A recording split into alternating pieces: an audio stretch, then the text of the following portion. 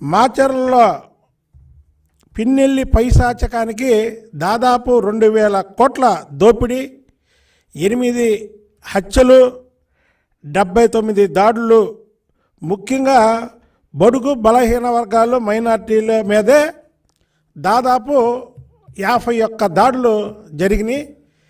దానికి ఈరోజు సీనియర్ నాయకులు దేవినేని ఉమా గారు, అశోక్ బాబు గారు, అలాగే శ్రీనివాసరెడ్డి గారు, మాణిక్యాలరావు గారు, వీళ్ళందరి సమక్షంలో, ఎందుకంటే కిషోర్ గారు మా లాయర్ గారు, ఎందుకంటే ఆ రోజు తలకాయ పగిలింది మాతో పాటు. మేము వెళ్తే పాప ఆయన ఒక లాయర్ వృత్తి అక్కడ నామినేషన్లు వేయించకుండా ఉంటుంటే ఆ రోజు నన్ను అలాగే బోండవమాని పంపిస్తే ఒక లాయర్గా, అంటే మాకేదన్నా అయితే కోర్టులో మా తరపున వాదించే లాయర్ని కూడా తలకాయ పగలగొట్టేసి అతి దారుణంగా దాడి చేసినటువంటి పిన్నెల్లి రామకృష్ణారెడ్డి గారి మీద ఇవాళ తెలుగుదేశం పార్టీ ఒక బుక్ రిలీజ్ చేస్తుంది.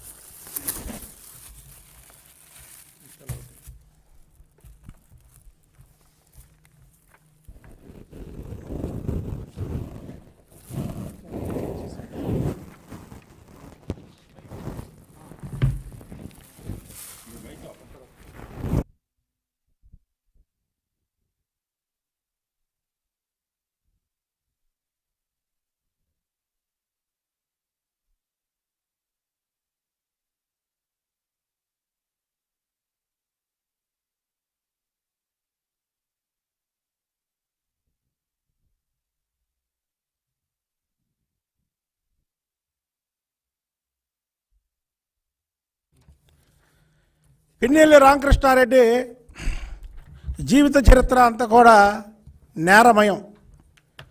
నేరమయం అంటే హత్యలు, దోపిడీలతో పాటు విగ్రహాలు కూడా దొంగతనాలు చేసే వృత్తి గల పిన్నెల్లి రామకృష్ణారెడ్డి.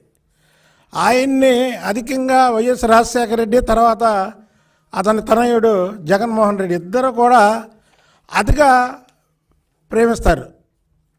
ఎందుకంటే ఇతనుకున్నటువంటి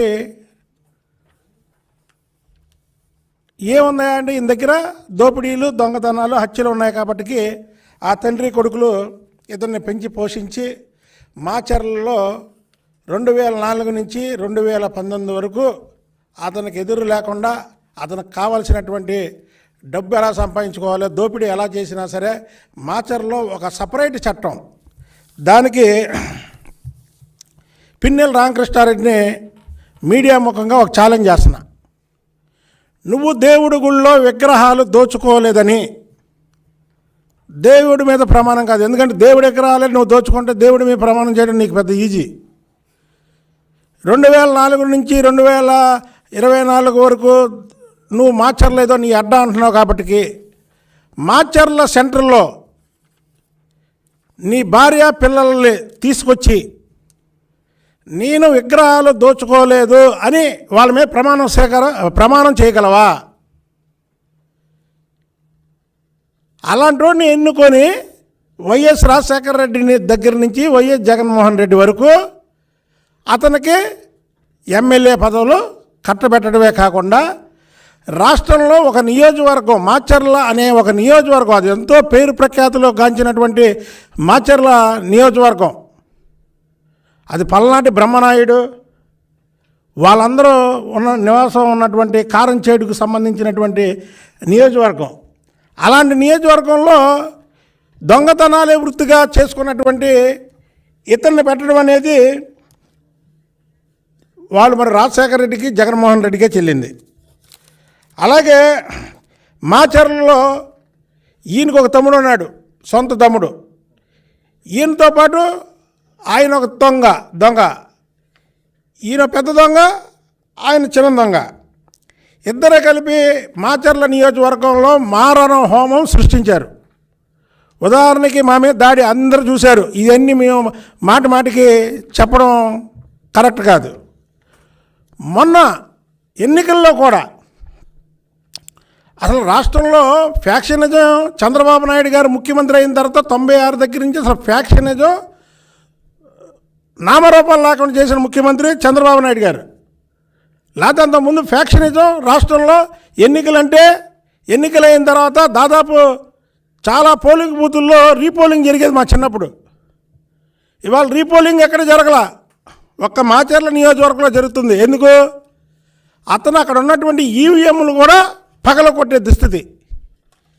ఆ ఈవీఎంలో తెలుగుదేశం పార్టీకి 18 ఓట్లు అయితే 7 ఓట్లు ఫ్యాన్లకు ఉన్నాయి. అది ఇతని మీద ప్రజలకు ఉన్నటువంటి వ్యతిరేకత. అంటే 4 ఓట్లలో 1 ఓటు పిన్నెలకి, 3 ఓట్లు బ్రహ్మారెడ్డికి. దీన్ని చూసి తట్టుకోలేక అక్కడ ఉన్నటువంటి ఈవీఎంలు పగలకొట్టి వాళ్ళు ఏదో అరాచకం సృష్టించి నియోజకవర్గం మొత్తం కూడా ఎన్నికలు ఆపేయాలి అనే ఒక ప్రక్రియలో భాగంగానే ఆ రోజు ఎన్నికల రోజు అక్కడ పనిచేయడం. అలాగే ప్రకాశం, బాపట్ల, పల్నాడు జిల్లాల నుంచి మాచర్ల మీదుగా ఇతర రాష్ట్రాలకు వెళ్ళే గ్రానైట్ రాళ్ళ మీద ఆయన ట్యాక్స్ దాదాపు 1200 కోట్లు దోచుకున్నాడు. ఆ గ్రానైట్ రాళ్ళతోనే కొడతాడు ఎవరినన్నా. మళ్ళీ మా మీద కొట్టింది నన్ను కానీ, బాండవమ్మని కానీ, మా లాయర్ గారు కిషోర్ని కానీ, ఆ రాళ్ళతో ఆ గ్రానైట్ రాళ్ళు అంటే బాగా ఇష్టం ఆయనకి. ఎవరికన్నా అన్నం, కూర, టిఫిన్లు ఇష్టం ఉంటుంది, వాడికి మాత్రం గ్రానైట్ రాళ్ళు అంటే బాగా ఇష్టం. సున్నపురాలు, గ్రానైట్ రాళ్ళు దాదాపు 1200 కోట్లు దోచుకున్నాడు. అలాగే మాచర్ల నియోజకవర్గంలో ఆత్మకూరు, రాయవరం, ఆలుగురాజుపల్లి, అడిగొప్పల, అమ్మవారి గుడి పరిసర ప్రాంతాల్లో గ్రావైట్ తవ్వకాల్లో దాదాపు 70 కోట్లు దోచుకున్నాడు. అదొక 1200 కోట్లు, ఇదొక 70 కోట్లు. కండగుంట్ల, వేల్పూరి మండలం కంకర తవ్వి 40 కోట్లు దోచుకున్నాడు. అలాగే ఏ చిన్న నిర్మాణం జరిగినా సరే 5% వాటా కావాలి ఆయనకి.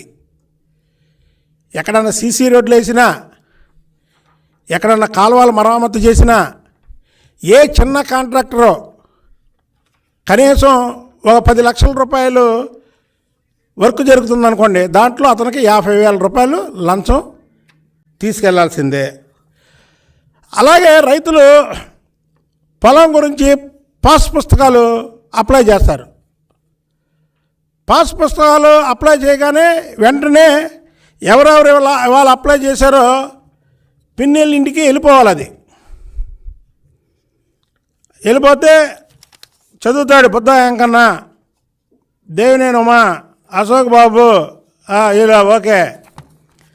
కానీ పాస్ పుస్తకాలు కూడా వదలకుండా 15,000 రూపాయలు ఇవ్వాలి. అది ఇతని చరిత్ర. అంత దుర్మార్గుడు ఈ రాష్ట్రంలో కూడా లేడు. అందుకే మనం ఎన్నికలు అయిపోయిన తర్వాత ఏ మీడియా పెట్టినా, ఏ ఛానల్ పెట్టినా, ఆఖరికి వాళ్ళ బ్లూ ఛానళ్ళు కూడా ఏదో 1, 2 తప్ప మిగతా ఛానల్ అన్నీ కూడా చూపిస్తున్నారు. ఎందుకంటే ఇక ఈ మనం చూపించకపోతే చాలా వెనకబడిపోతాము ఇక అని. అలాగే పిన్నెల్లి అరాచకాలతో నియోజకవర్గ ప్రజలు విసిగిపోయారు. ఇక అది మామూలే. అది దీనికి తోడు టీడీపీ అభ్యర్థి జోలకంట బ్రహ్మారెడ్డి అన్నప్పటి నుంచి ప్రజల్లో ఒక చైతన్యం వచ్చింది. ఏమాట కామాట ఏమని, పిన్నెల్లికి సరైన వాడు ఎదురొచ్చాడు కాబట్టికి రేపు 2024లో తెలుగుదేశం పార్టీ అధికారంలోకి వస్తుంది, మనల్ని రక్షిస్తాడు అని ప్రజల్లో ఒక చైతన్యం వచ్చింది. ఇవాళ ప్రజల్లో చైతన్యం రాబట్టే మన పిన్నెల్లి రామకృష్ణారెడ్డి ఇవాళ పారిపోయే పరిస్థితికి వచ్చింది. అతని తమ్ముడు. అదే ప్రజల్లో చైతన్యం రాతే ఇన్ని అరాచకాలు సృష్టించినా సరే మాచర్లలోనే ఉండేవాడు. ప్రజల్లో చైతన్యం వచ్చింది, ప్రజలు తిరగబడ్డారు. ఏ గ్రానైట్ రాళ్ళతో అయితే మనం అందరినీ కొట్టామో, ఏ గ్రానైట్ రాళ్ళతో అయితే 8 హత్యలు చేశామో, ఏ గ్రానైట్ రాళ్ళు దోచుకొని 1000 కోట్లు సంపాదించామో, ఆ గ్రానైట్ రాళ్ళతోనే మనం చంపేస్తారు ప్రజలు. కుక్కకి పిచ్చెక్కిందనుకోండి ఏం చేస్తారు? పిల్లలను కరుస్తుంటుంది. చూసి చూసి చూసి చూసి రాళ్ళతో కొట్టి చంపేస్తారు. అలాగే పిన్నెల రామకృష్ణారెడ్డిది ఎలాగైందంటే లాస్ట్కి ప్రజలు తిరుగుబాటు వచ్చింది. పిన్నెల రామకృష్ణారెడ్డి మీద ప్రజల్లో తిరుగుబాటు వచ్చి ఏటైనా